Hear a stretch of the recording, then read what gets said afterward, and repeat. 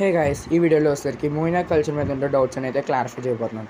అందరికీ తెలిసింది మోయినా కల్చర్ని డ్రై ఈస్ట్ అయితే కల్చర్ ఇంక్రీజ్ చేసుకుంటామని అయితే తెలుసు. అంటే డ్రై ఈస్ట్ అనేది ఫీడ్ చేస్తామని అయితే తెలుసు. కానీ ఈ డ్రై ఈస్ట్ ఎంత క్వాంటిటీలో ఫీడ్ చేయాలన్నది అయితే చాలామందికి అయితే తెలియదు. ఓకేనా గైస్, ఒక 10 నుంచి 15 లీటర్స్ ఉన్న వాటర్ కంటైనర్లో అయితే ఒక పావు టీ స్పూన్ అంటే 1/4 టేబుల్ స్పూన్ అయితే యూజ్ అవుద్ది. అండ్ నెక్స్ట్ 20 నుంచి 25 లీటర్స్ ఉన్న కంటైనర్లో మోయినా కల్చర్ కానీ ఉంటే హాఫ్ టీ స్పూన్ అయితే యూజ్ అవుతుంది అనమాట. అంటే 1/2 టేబుల్ స్పూన్ అయితే ఈస్ట్ అయితే యూజ్ అవుతుంది అనమాట. ఓకేనా. అండ్ నెక్స్ట్ మోయినా కలరేషన్ మీద అయితే చాలామందికి అయితే డౌట్ ఉంటుంది. అంటే నా మోయినా రెడ్గా అవ్వట్లేదు అని చాలామంది అయితే బాధపడతారు. సో అలా అయితే వరి అవ్వట్లేదు. అదైతే టెంపరేచర్ అండ్ క్లైమేట్ మీద అయితే డిపెండ్ అయితే ఉంటుంది. ఓకేనా గైస్, చల్లగా ఉన్నప్పుడు రెడ్గా చేంజ్ అవుద్ది.